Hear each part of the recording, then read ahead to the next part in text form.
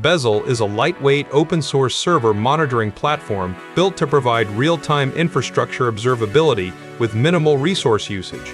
Designed for Homelabs, developers, and system administrators, it offers a clean web dashboard for monitoring servers, Docker containers, and system performance without the complexity of traditional monitoring suites. The platform uses a hub and agent architecture, where lightweight agents collect metrics from remote systems and send them to a centralized dashboard.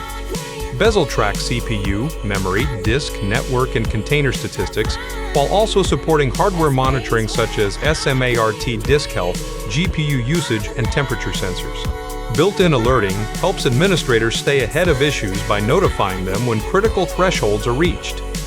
With multi-server management, Docker integration, and OAuth OIDC authentication, Beszel makes it easy to monitor distributed environments from a single interface.